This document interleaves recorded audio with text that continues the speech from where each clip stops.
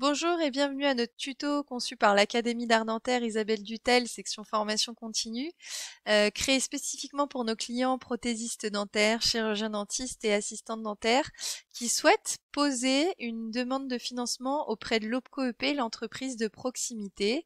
Et dès à présent, je vous invite à vous rendre sur le site de l'OPCO EP, donc en cliquant sur Google et puis ensuite en vous rendant sur Internet. Donc je vais vous mettre ici exactement, voilà, vous voyez en haut le lien sur lequel je suis. Alors si jamais vous n'avez pas de compte parce que ça fait longtemps que vous n'avez plus vos accès, vous n'hésitez pas à vous rendre sur la partie je ne suis pas encore membre et à ce moment-là on va vous demander les informations suivantes, à savoir votre numéro de SIRET, le numéro d'adhérent. Si vous ne l'avez pas, n'hésitez pas, ici vous avez un petit i d'information disponible sur le bordereau de versement qui vous a été adressé par l'OPCO EP.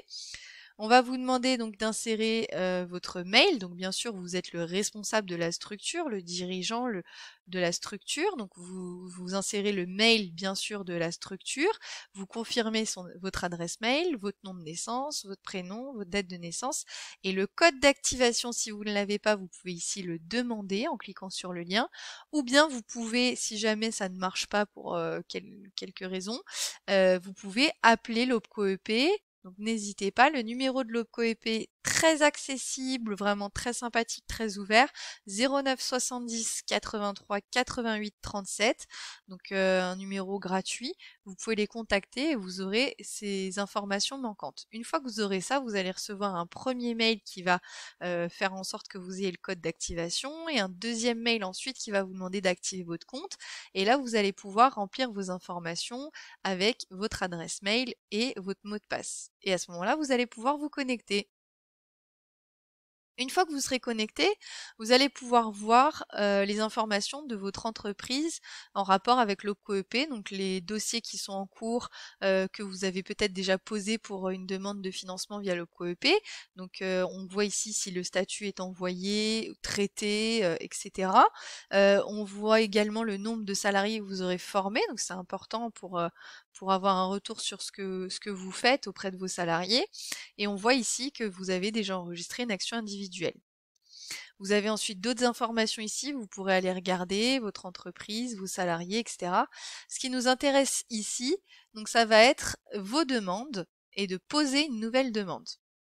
Donc ici, ce qui nous intéresse, c'est le développement des compétences. Donc ce sont les formations professionnelles continues de courte durée, qui ne sont pas des formations diplômantes mais qualifiantes, qui vous délivrent une attestation de formation en fin de formation. Ça n'est pas un contrat d'apprentissage ni un contrat de professionnalisation et ça n'est pas la promotion par l'alternance Pro A. Donc on clique sur Action individuelle. Automatiquement ici, vous allez avoir écrit dispositif action individuelle, c'est ce que vous venez de rentrer. Le dispositif porté ne nous concerne pas, vous allez pouvoir regarder, ça concerne les VAE, etc. Ne nous concerne pas, on ne s'en occupe pas. Vous avez sous les yeux, je vous conseille d'avoir avec vous lorsque vous faites votre demande, ou bien le programme de la formation envoyé par l'organisme de formation, ou bien le devis. Donc je retourne ici sur ma demande, j'ai mon programme, je remplis les champs qu'on me demande de remplir. On me demande l'intitulé de la formation, donc le titre, donc je le remets. On me demande les dates, donc ici j'ai par exemple si je veux le faire avec assez de temps par rapport à l'OPCO EP, on est le 15 février, on pourrait faire notre demande pour le 15 mars, 15 et 16 mars. On pourrait aussi la faire d'ores et déjà, enfin pour les 3 et 4 juin. Sachez qu'en tout cas, l'OPCO EP a un délai d'1 mois de traitement des dossiers. Donc si jamais par exemple là effectivement c'était pour la formation des 15 et 16 mars, ça allait être quand même un peu juste. Je vous conseille, si vous avez une formation, de faire votre demande au moins 1 mois et demi ou 1 mois et une semaine avant votre formation pour que vous soyez tranquille, que vous ayez un retour de la part de l'OPCO EP avant votre formation. On vous demande les frais annexes. Sachez que chaque année, l'OPCO EP statue sur le fait de rembourser les frais annexes ou pas. En 2020, ça n'était pas le cas. En 2021, ça sera peut-être ou pas le cas. Quoi qu'il arrive, ces décisions se prennent suite à négociations qui vont sortir d'ici mars, début mars, mi-mars, on ne sait pas encore. Et à ce moment-là, l'OPCOEP présente des barèmes officiels pour chaque métier, de montant de remboursement pour la formation continue, pour l'apprentissage, etc. et également pour les frais annexes. Voilà, donc n'hésitez pas à aller vous informer. On pourra vous informer également, nous, via un webinaire. En attendant, ce sont des informations que vous ne connaissez pas, vous ne les mettez pas, elles ne sont pas obligatoires, il n'y a pas de petite étoile rouge comme vous pouvez le voir ici. Donc vous pouvez mettre enregistrer. On vous dit le dossier a été créé. Donc très bien, on va vous demander ensuite de saisir, donc ici vous allez voir votre formation, elle est là, mais pour l'instant il n'y a que les dates et le titre. On va vous demander de fournir un petit peu plus d'informations. Donc ici, tout en haut à droite, vous allez avoir saisir un demandeur. Bah, le demandeur, c'est qui? C'est votre entité.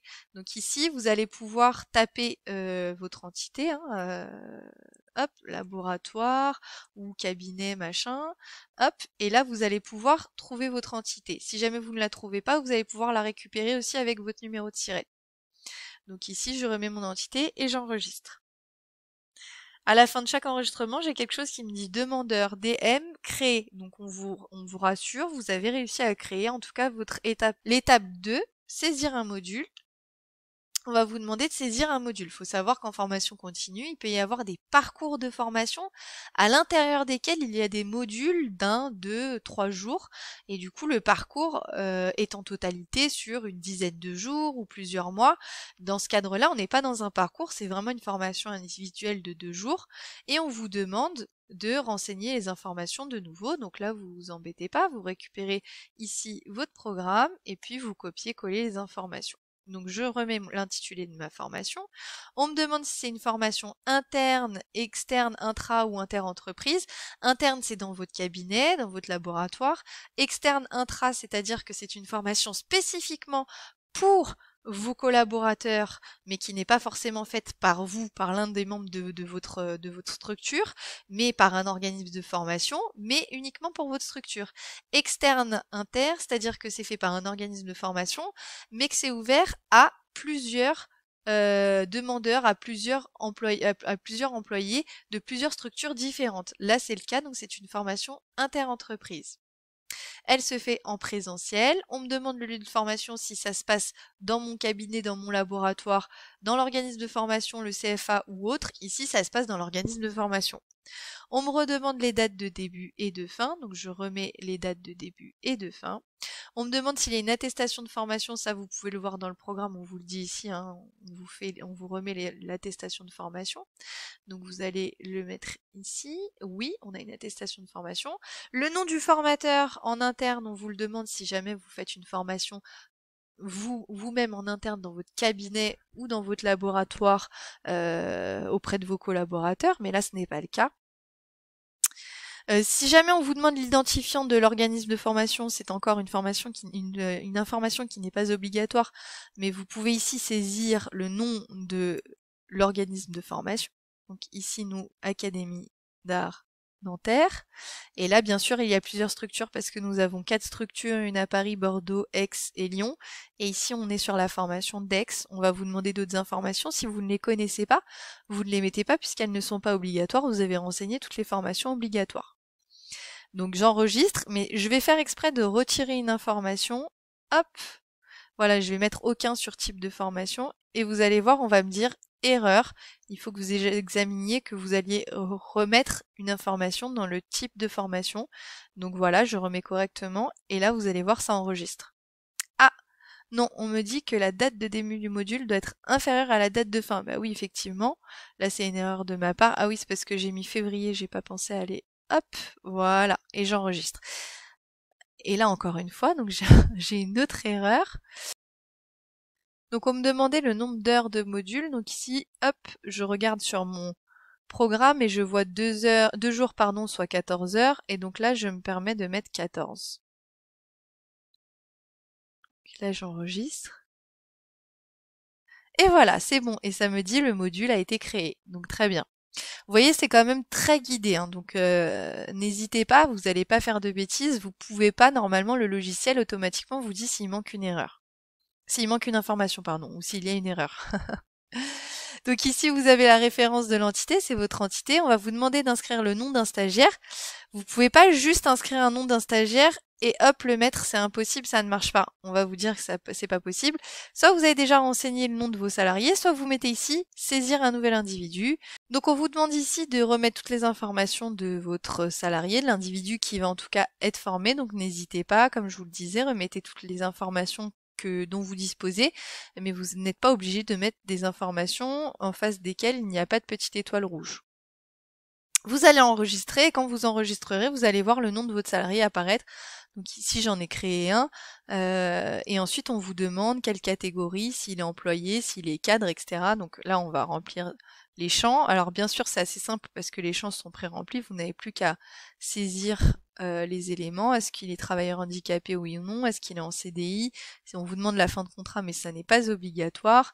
On vous demande ici le niveau de formation actuel de votre salarié, si par exemple il est sorti avec le niveau Bac+2.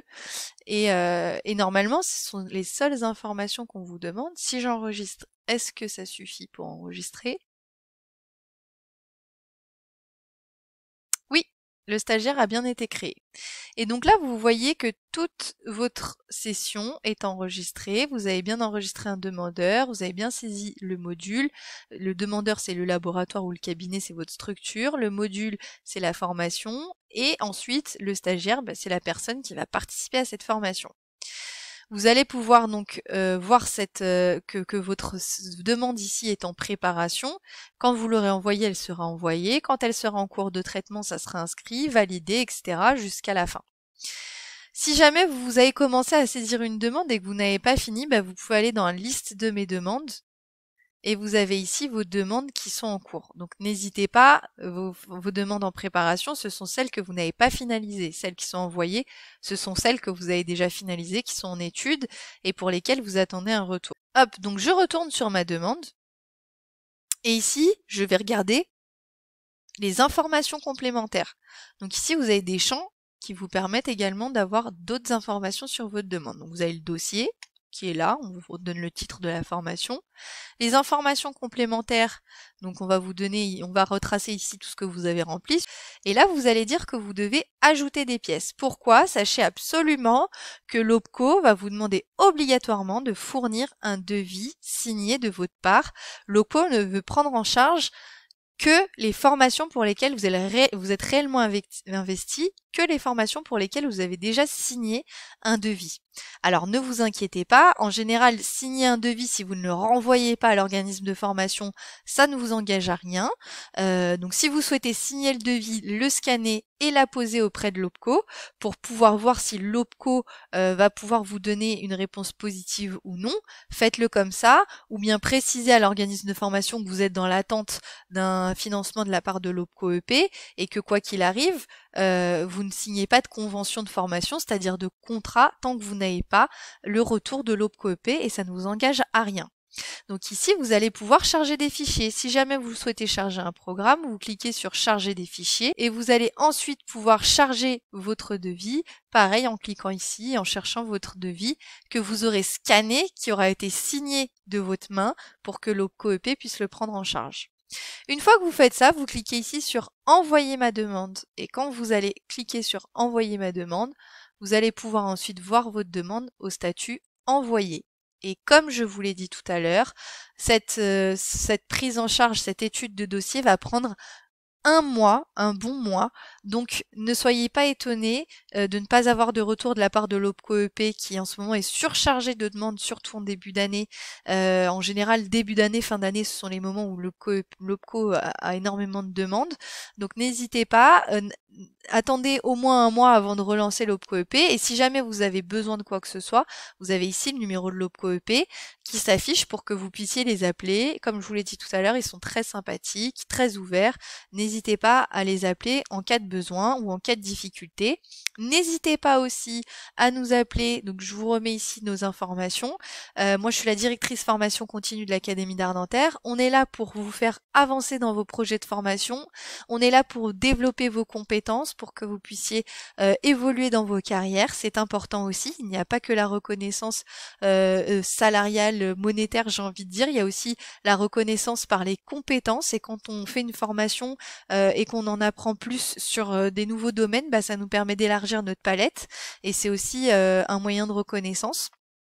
N'oubliez pas également, et je vous le dis, c'est important, mais vous pouvez également vous poser une demande de financement post-formation, donc de manière rétroactive, vous pouvez demander un financement auprès de l'OPCO-EP après avoir suivi une formation, si jamais vous l'aviez financé vous-même parce que vous souhaitiez avancer les fonds, parce que vous souhaitiez absolument vous former à cette formation, et bravo pour cette démarche, parce que c'est important aussi. N'hésitez pas, vous pouvez ensuite poser votre demande de formation, soit l'OPCO, si vous faites votre demande avant la formation, peut directement régler l'organisme de formation et vous n'aurez plus qu'à régler la différence à l'organisme de formation. N'hésitez pas également, donc c'est ce que je vous disais, à revenir vers nous, vers l'Académie d'art dentaire. Nous avons des conseillers formation, prothésistes dentaires et cabinets dédiés aux chirurgiens dentistes et aux assistants dentaires qui sont là pour vous conseiller et vous accompagner dans vos demandes. Donc n'hésitez pas à revenir vers nous. On vous aidera avec joie et avec plaisir sur vos demandes de financement. Voilà, c'était tout pour moi. J'espère que ce tuto vous aura aidé et aura pu faire avancer vos demandes de financement. Nous sommes à votre disposition. C'était Elsa Versailleux de l'Académie d'art dentaire.